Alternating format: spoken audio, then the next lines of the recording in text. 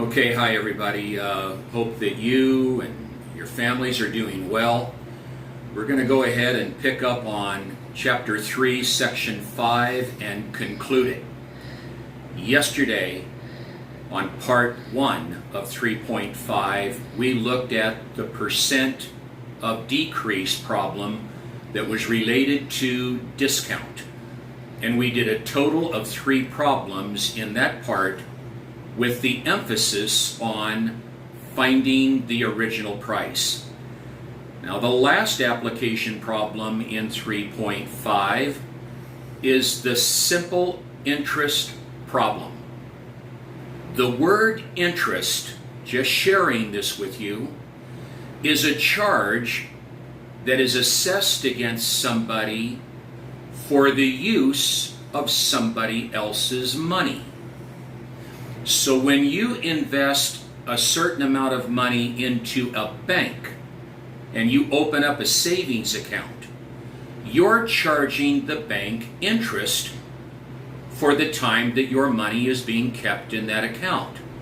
And then on the other hand, when you go out and apply for a loan and get that loan, you're being charged interest to the bank or to the credit union or to the car dealership that you are borrowing that money from. So interest is a charge for the use of money. Now, simple interest is an interest amount that is calculated. It is a one-time interest amount that is calculated for however long you are either leaving your money into the bank or forever how long you are obtaining a loan for. There is one realistic application problem that still uses simple interest. And that problem is when you acquire a loan to buy a car. The simple interest formula is still used for that kind of a transaction. And when that formula is used, let's say that you are going to acquire a loan and you're going to get financed for a total of 5 years. They're going to give you a total of 5 years to pay off that loan. When the interest is calculated for that loan, it is a one-time interest amount that's calculated for the entire length of time of the loan. In that case that I just brought up, 5 years. This is not compound. This is not a compound interest problem at all. It is a simple interest problem. Now, one other thing that I want to mention before we turn our attention to the board and take a look at 2 problems. Not only is it a word problem, but you folks will remember in your past that when you solved certain types of word problems, your step 2 of the process, you might have used a chart. That is exactly what we're going to use with this one. Our step 2, we're going to make use of a chart. It's going to make the problem much easier to deal with. It's the simple interest problem. And here is the formula that needs to be memorized for simple interest.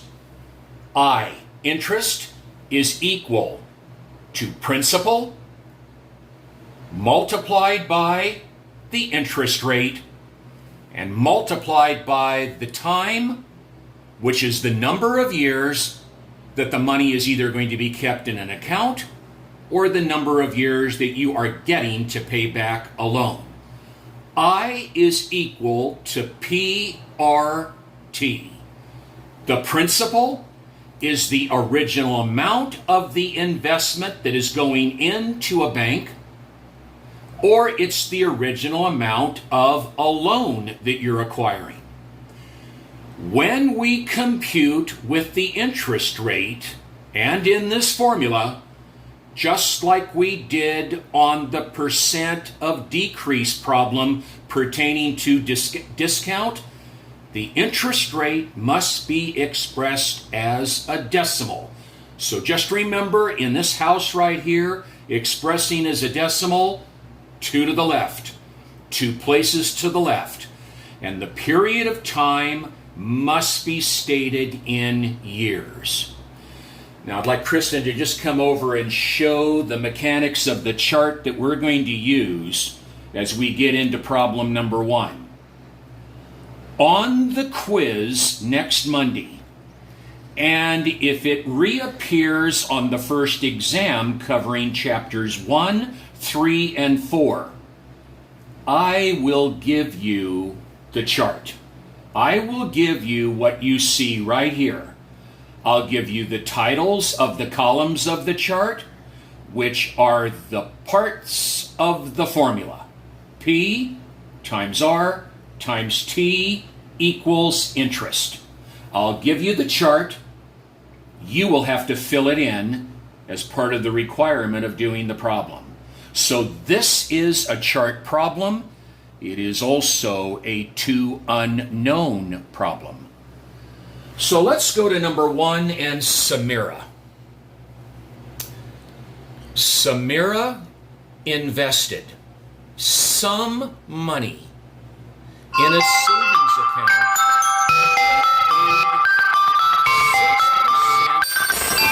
6% simple interest. Samira invested some money in a savings account that paid 6% simple interest. Just kind of pause there for right now before I read on. One of the accounts that money is going to go into is a 6% savings account. Notice on line number 1, it simply said she invested some money. No knowledge whatsoever about how much money. Just some money in a 6% account. Just be mindful of that. The 6% account is very likely going to be the chosen variable because we don't know anything about what went into the 6%. Now let's read about the one that we do know. And $4,000 more than that amount. The words "that amount" are referring to the amount of the first investment that was being talked about, that we just read, the money that was going into the 6% account. That amount is referring to the 6% account. And $4,000 more than that amount in a certificate of deposit, a CD, that paid 4% simple interest. So people, 2 different accounts. Samira is investing some money. A 6% account and a 4%. It doesn't appear that we know anything about the 6 because all it said is she invested some money in that. But we certainly know more information about the 4% because it said, and $4,000 more than that amount. $4,000 more than this amount. The amount that went into the 6% is going to go into a CD that paid 4% simple interest. After 1 year, she earned a total of $360 in interest from both accounts. The total amount of money that she earned as interest income after 1 year from both accounts was $360. How much did Samira invest in each account? Now, let me get rid of that "to unknown" remark that was there. Step number 1. We'll even be a little bit more specific about number 1.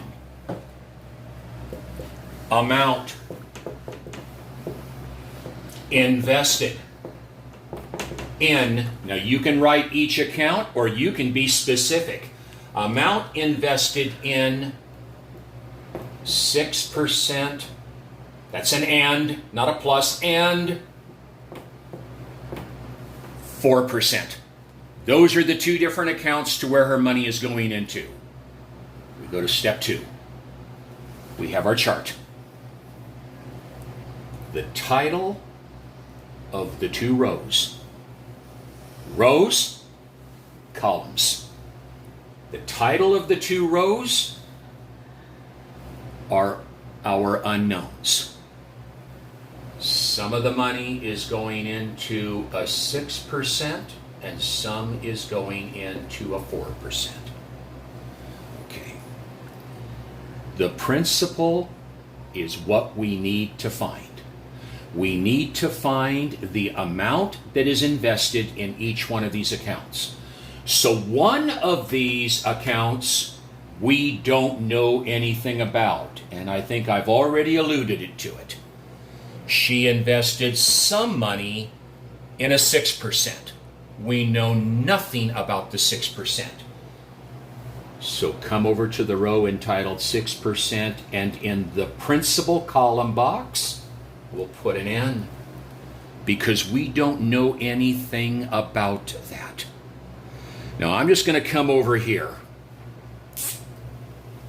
and I'm just going to kind of cross that out, and I'm going to stick an N right beside it. Might not need to do that, but I did it.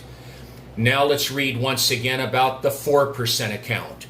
And 4,000 more than, plus 4,000 plus that amount. That amount. The original amount of this 6%. 4,000 more than that amount. That amount, the amount that went into the 6%, which is N. 4,000 more than N. More than N.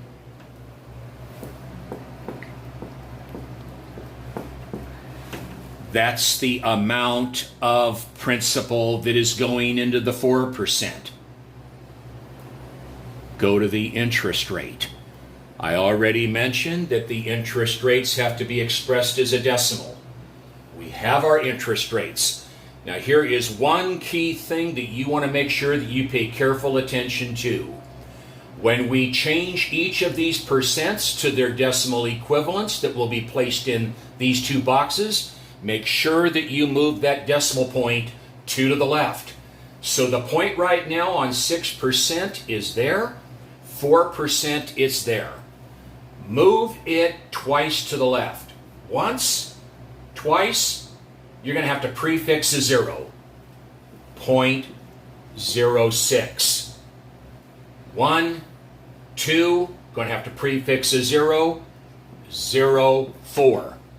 A mistake that is made, some people will put the point immediately to the left of the 6 and to the left of the 4, and they'll wonder why they're having problems with it.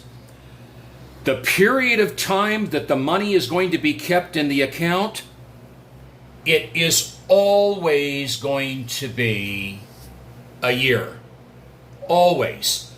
And when we identify the time, it has to be expressed in years, not months, not days, in years. So just 1 year there and 1 year there. It'll always be 1 under the time column.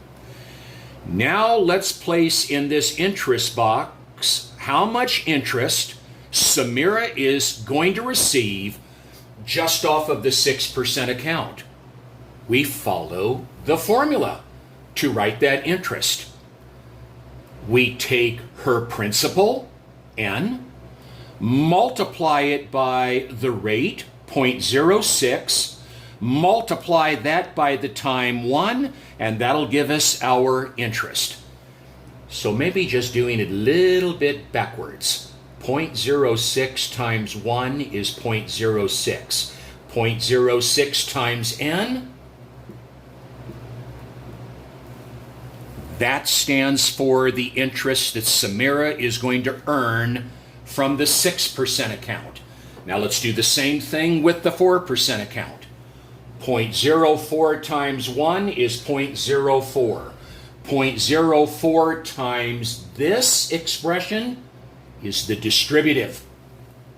0.04 times the quantity of 4,000 plus n. That's the interest off of the 4%. This box, people, is reserved for the total interest that she earned in all from both accounts. They gave us that.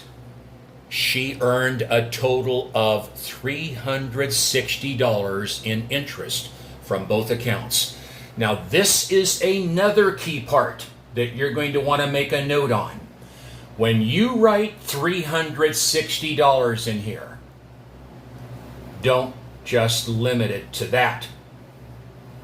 Put a decimal point after the 0 and add the cents.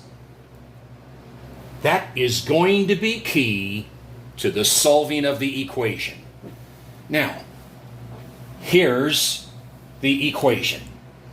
The equation will come from the interest column. If that represents the interest earned off of the 6%, and this is the interest earned off of the 4, and this is the total interest earned off of both, this should be true. That interest amount plus that interest amount better be equal to the total interest. There's our equation. Rewrite it. 0.06n plus 0.04 times the quantity of 4,000 plus n is equal to $360.00. Now, once again, just like in the initial application problem that we did in 3.5, we have an equation that contains decimals, and I'm going to get rid of them. 2 to the right, 2 to the right, 2 to the right, 100. Tuck left, tuck right, 100 on the left, 100 on the right. 100 times 0.06n, slide that over twice to the right. Bring down the plus sign. When we multiply 100 to this entity, we're only going to touch the garage. We're not touching the house. Just the garage, just the decimal. Move them over twice, and we'll have 4 times the quantity of 4,000 plus n is equal to, twice to the right, 36000. 6n plus, distribute now by 4, 16,000 plus 4n is equal to 36,000. Combine like terms for the like terms of n. 10n plus 16,000 is equal to 36,000. Negative 16,000, negative 16,000. 10n is equal to $20,000. Over 10. Over 10.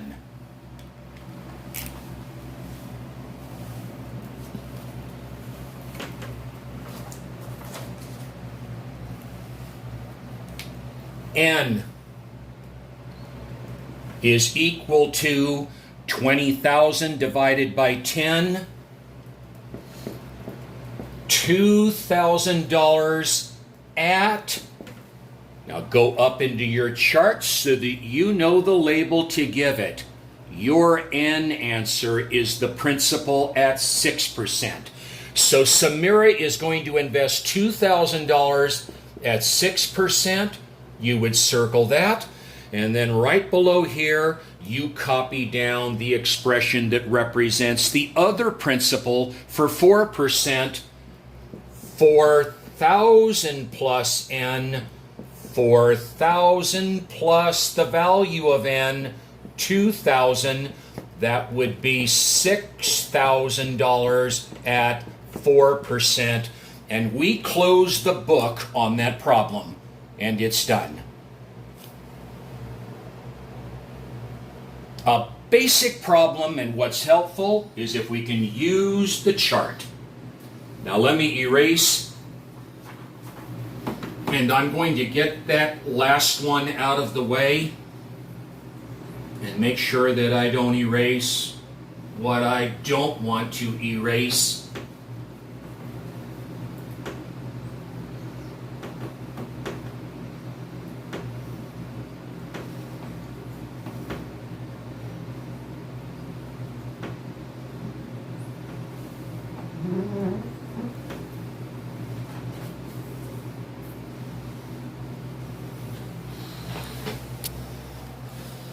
Jeff inherited some money from his grandfather.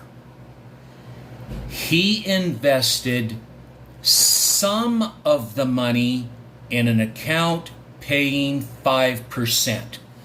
Now you should associate the amount going into 5% as your chosen variable, because there was no information whatsoever about what he's putting into the 5% account. People, it only says he invested some of the money. So just remember that this guy right here, the 5% account, sounds like he's going to be N, paying 5% simple interest. Now here comes the one that we do know about, but a different set of words.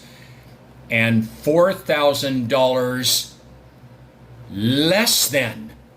Subtraction is going to be involved with that, and reverse the order is going to be involved with that. And $4,000 less than that amount. That amount is referring to the amount of money that went in the 5% account. $4,000 less than that amount in an account paying 3% simple interest. If Jeff earned a total of $440 in interest from both accounts, how much did he invest in each account? Right?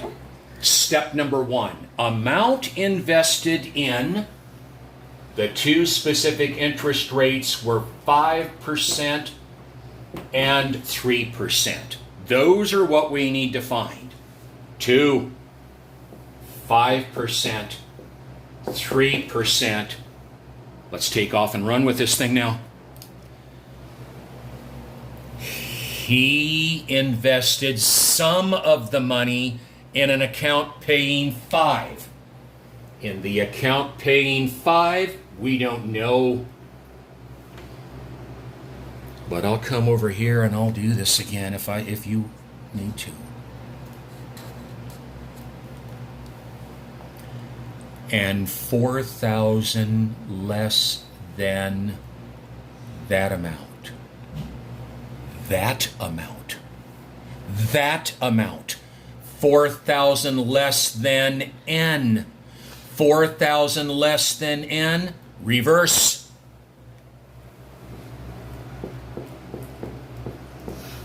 And it says it's going into a 3% simple interest account.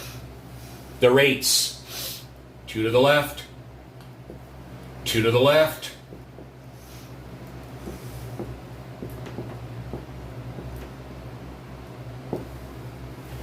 The interest earned off of the 5%, 0.05 times 1 times him. The interest earned off of the 3%, 0.03 times 1, 0.03 times him, the distributive.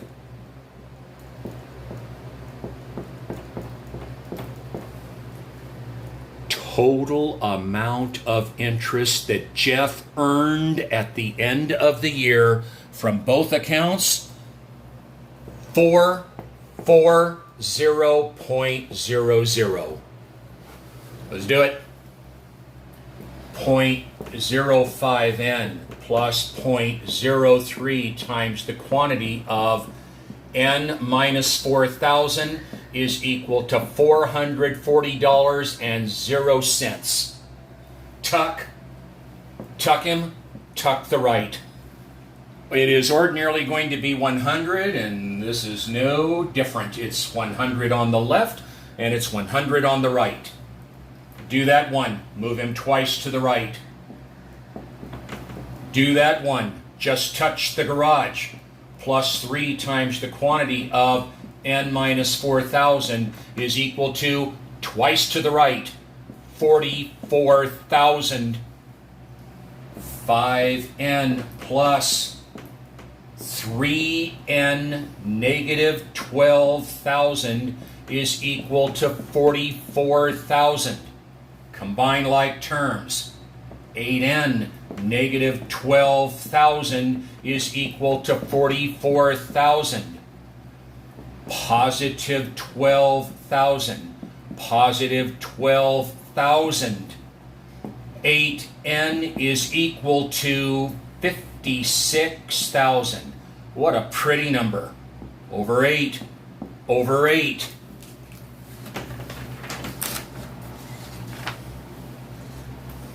N is equal to 56,000 divided by 8. People, I'm not going to show the long division. 8 divides into 56. 7. With 3 zeros after it. Jeff is going to invest $7,000 at whatever his N rate was at 5%. And then n minus 4,000 will be 7,000 minus 4,000, or 3,000 at 3%. And those would be the two principal amounts that he's going to invest money into. Now, I'm trying to get on your level right now as we close this off, to me and hopefully to you. If you watch this video, these two problems should shine just like a diamond ring. It should be a beautiful problem to take care of and understand and do. It will appear on the quiz. It will be there. Now, when we resume, we'll move in and take care of 3-6. And today we'll have chapter 3 done. You have a good day, and we'll resume in a few minutes. Goodbye.